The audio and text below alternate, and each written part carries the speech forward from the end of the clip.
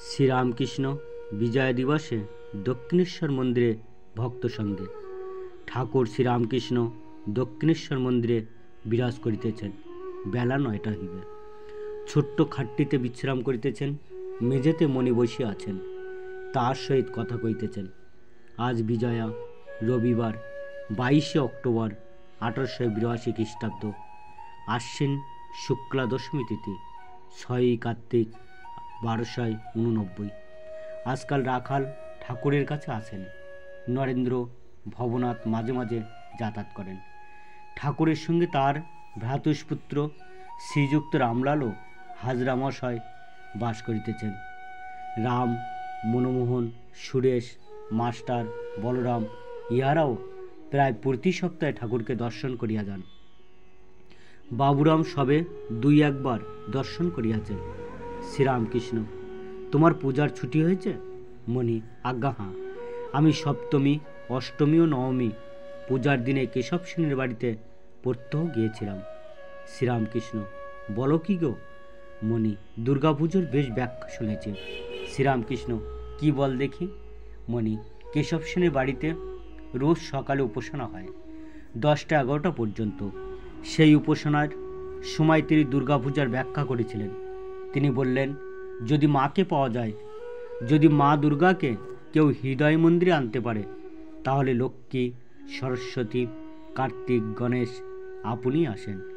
লক্ষ্মী অর্থাৎ ঐশ্বর্য, সরস্বতী অর্থাৎ জ্ঞান, কার্তিক অর্থাৎ বিক্রম, গণেশ অর্থাৎ সিদ্ধি, এসব আপনি হয়ে যায় মা যদি আসেন।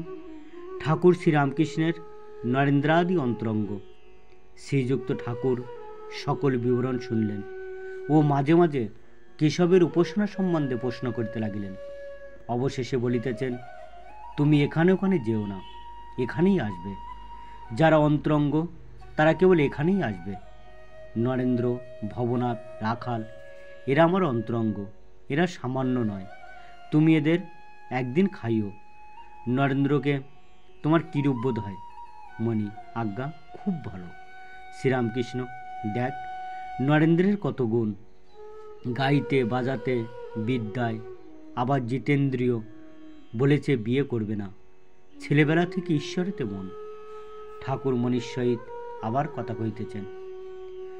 সাকার না নিরাকার? চিন্ময়ী মূর্তি ধ্যান, মাতৃধ্যান। শ্রীরামকৃষ্ণ: তোমার আজকাল ঈশ্বর চিন্তা কিরূপ হচ্ছে? তোমার সাকার ভালো লাগে না নিরাকার? মণি: আজ্ঞা, সাকারে এখন মন যায় না, আবার নিরাকারে কিন্তু মন স্থির করতে পারি না। শ্রীরামকৃষ্ণ: দেখলে, নিরাকারে একেবারে মন স্থির হয় না।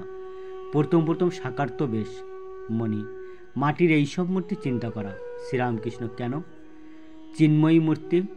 মণি: আজ্ঞা, তাহলেও তো হাত পা ভাবতে হবে। কিন্তু এও ভাবছি যে প্রথম অবস্থায় রূপ চিন্তা না করলে মন স্থির হবে না। আপনি বলে দিয়েছেন। আচ্ছা, তিনি তো নানা রূপ ধরতে পারেন, নিজের মার রূপ কি ধ্যান করতে পারা যায়?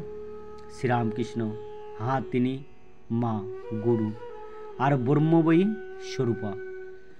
মণি চুপ করিয়া আছেন। কিয়ৎক্ষণ পরে আবার ঠাকুরকে জিজ্ঞাসা করিতেছেন।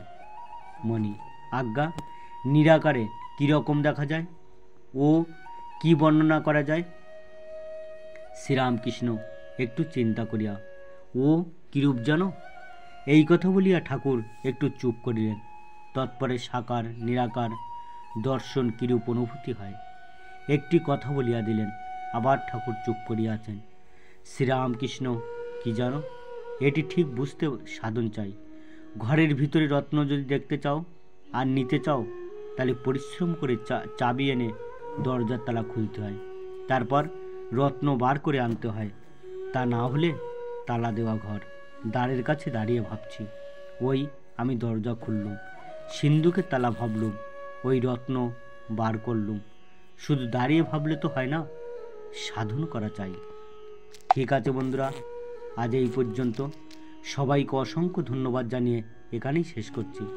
ঠাকুর শ্রীরামকৃষ্ণ পরমহংসদেবের সম্পূর্ণ কথামৃত্য শোনার জন্য চ্যানেলটি প্লিজ সাবস্ক্রাইব, লাইক এবং শেয়ার করবেন আপনাদের বন্ধুবান্ধব এবং আত্মীয়স্বজনদের কাছে। আর বেল আইকনটি প্রেস করতে ভুলবেন না, কারণ এই রকম আরও ভিডিও আপলোড করতেই প্রথম নোটিফিকেশান আপনার কাছে পৌঁছাতে পারে। নমস্কার।